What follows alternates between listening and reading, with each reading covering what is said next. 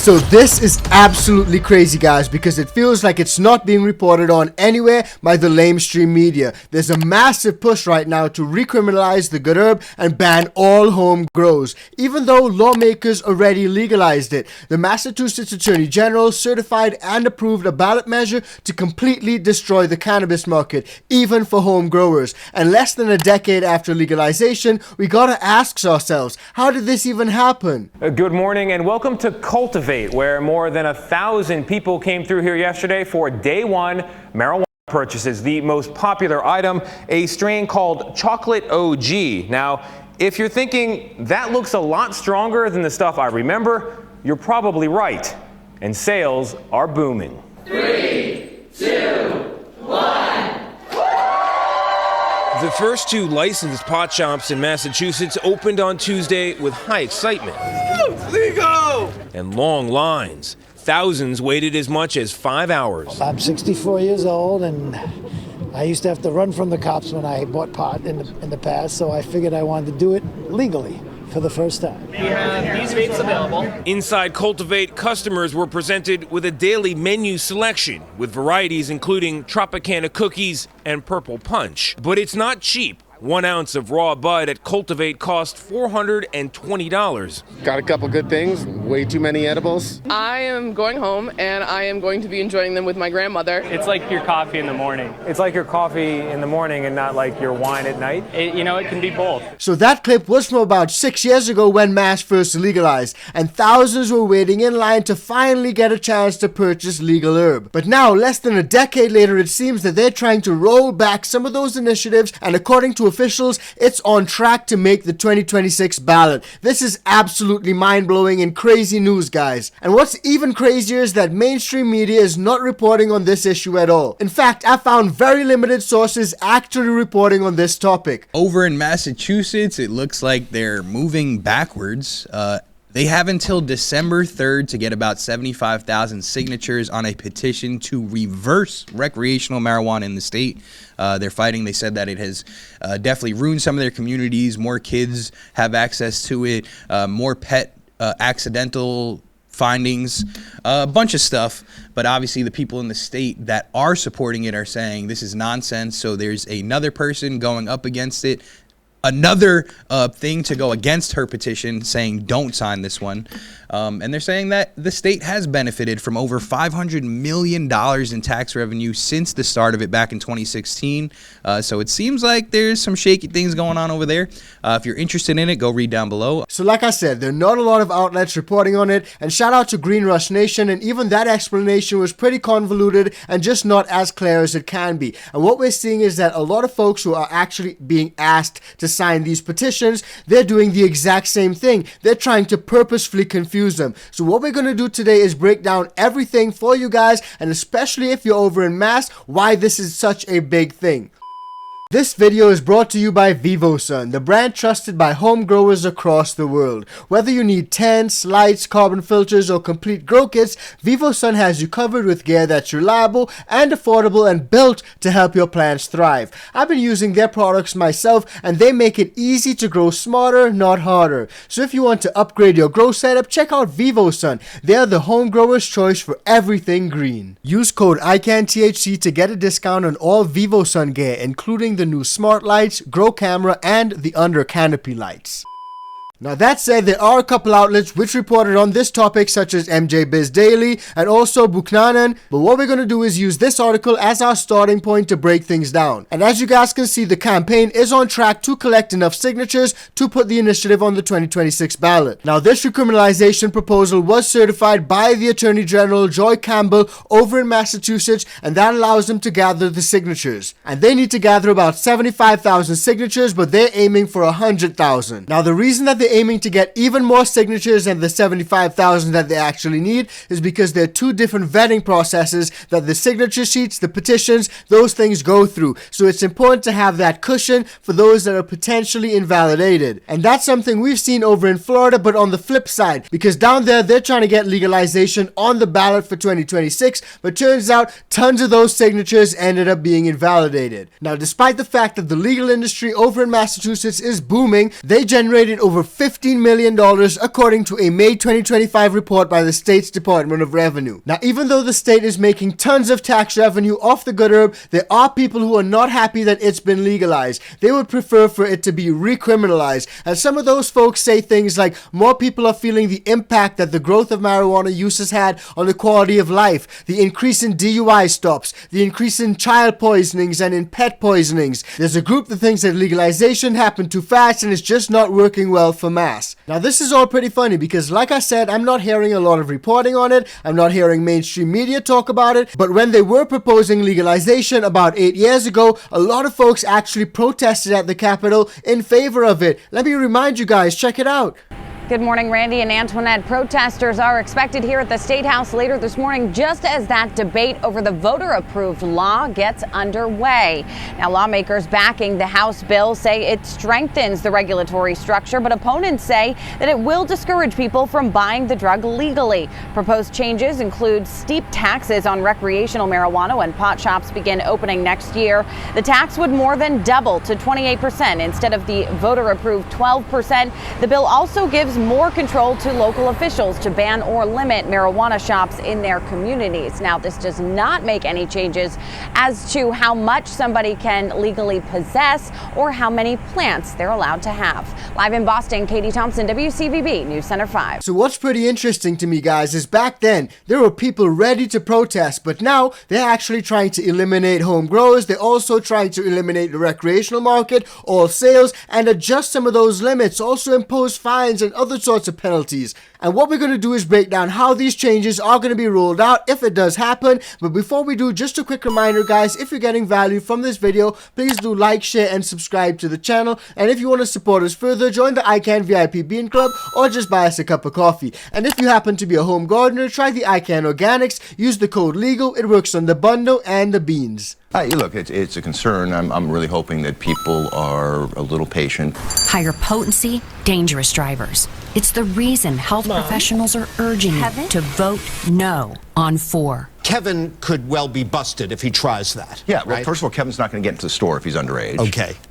Well, Kevin sure didn't look 21 to me, but that whole debate is long over, and we're about to find out if the drawbacks opponents of legal pot warned about so dramatically in that ad are outweighed by the benefits of luring an underground market above ground. Liam? And we might have to wait a little longer for the results of that, John. And that right there, guys, is a massive question that we're going to have to see the answer to play out. But like I promised you guys, let's first off dig into exactly what some of these changes will mean for the industry down in Mass. And there are a few big ones, and there are a couple that are not mentioned on this particular list. Now, first off, what you guys need to understand is that there are two versions of these proposals. Both of them are pretty similar. One of them has potency caps when it comes to THC. The other one doesn't. But other than that, they're pretty much identical. And like I said, both of them will decimate the industry. They'll end adult use sales. All licensed recreational dispensaries will cease selling, and they will transition to medical only. Existing recreational dispos will be permitted to convert to medical only operations. They'll also maintain decriminalization, but again, there's a catch with this one, guys. Possession of up to 1 ounce would remain decriminalized, though additional penalties will be added for possession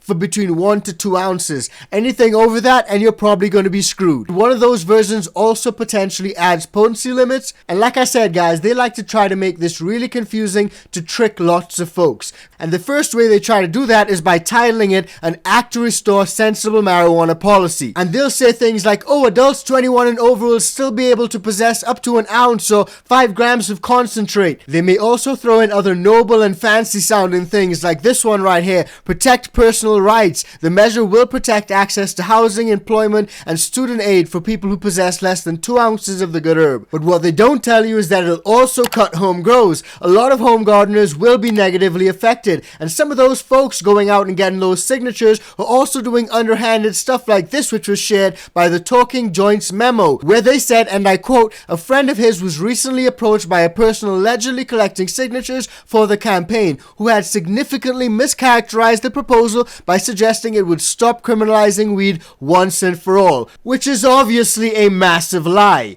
So it's all mind-blowing and shady stuff. But wait, there's more, because it goes on to say that today, a friend of mine was fooled into signing the petition to get onto the measure to end adult-use cannabis in mass put on the ballot next year. They'll live it, and they tell me the signature gatherers sold it as a measure to stop criminalizing the good herb once and for all. I'm not surprised. The proposal is called an Act to Restore Sensible Marijuana Policy. Like, what the F does that mean? How the hell did the Secretary of State allow this to proceed? Yet, here we are. And that's exactly what I've been saying throughout this entire video. They try to make things sound really noble. These virtue signaling things really sound great, but the truth is, it's not what it's all chalked up to be. A lot of times, they're also hidden things that people just don't tell you. And Chris Ferrone, the editor at Talking Joints memo, actually goes on to say, here's what I need from you. As much evidence as possible that they are cheating. I don't want you to antagonize or lead anyone on, just hear them out. Are they saying that their proposals will close pot shops? What are they saying? Also, do not violate the two-party consent law. Though there are gray areas in public, you'll have to tell someone you're taping them en masse. So if they're willing to pitch to you knowing that they're being recorded, word. Otherwise, please just report back to me. Video tomorrow, article soon. So guys, this is absolutely crazy. In a state which doesn't even require voter ID, but they do require consent for you to tape someone out in public, some of these folks are straight up being misleading when it comes to gathering these signatures. They're saying, let's finally end criminalization once and for all. But in truth, they're actually trying to recriminalize the good herb, ban all home grows, and close down all of the shops. Make it make sense. People think that this has actually gone through some kind of safety and efficacy, that we even know what it is. It hasn't. Kevin Sabet is a former White House drug policy advisor and president of Smart Approaches to Marijuana. You're relying on a state that is being heavily influenced by the marijuana industry themselves to basically tell you that your product is safe. Colorado has seen hundreds of thousands of individual products recalled because of additives and other kinds of bacteria and molds that are in these marijuana products. So it's really buyer beware. So those are some of the typical fear-mongering talking points that you'll hear when it comes to legalization. A lot of the prohibitionists push those talking points like it's a dirty platter filled with some sort of old food. And the truth is, we're fed up of it. We don't want to eat it anymore because a lot of it is just propaganda. But what I found interesting is that instead of taking away some of the talking points from these prohibitionists, like some of these stuff getting into the hands of kids, pet poisonings, all that stuff, rather than do that, they pass other laws that a lot of folks really may not have necessarily asked for,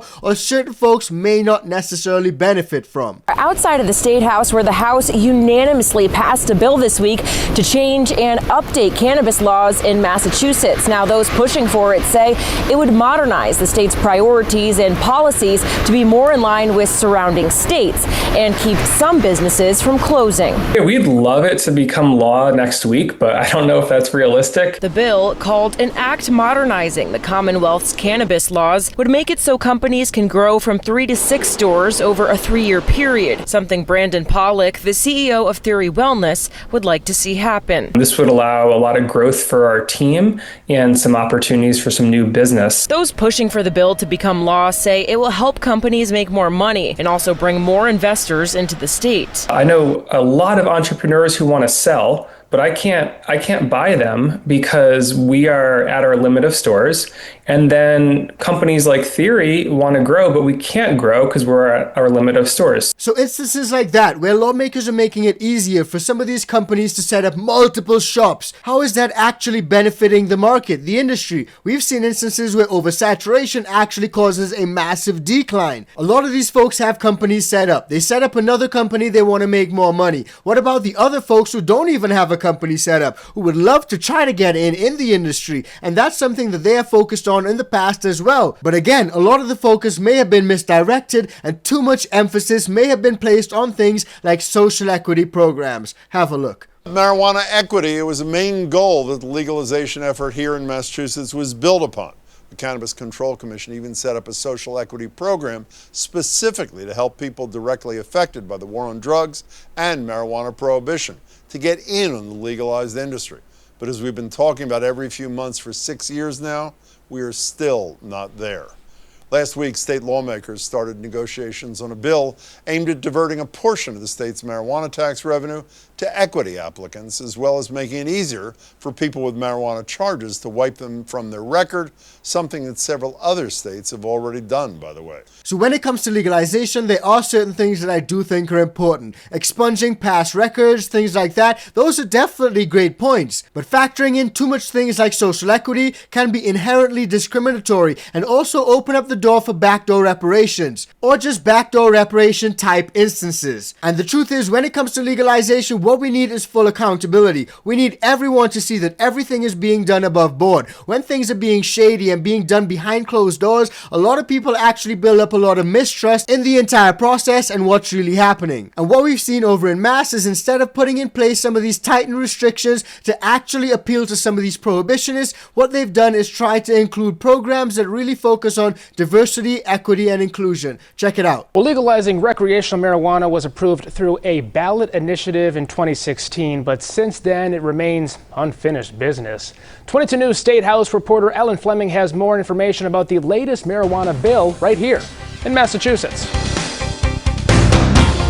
On Wednesday, the House passed an almost unanimous vote to improve the cannabis industry here in Massachusetts. In a 153-2 vote, the House bill aims to promote diversity, increase oversight on host community agreements, and establish groundwork for cannabis cafes. Massachusetts was the first in the nation to mandate equity and inclusion in the state's cannabis industry.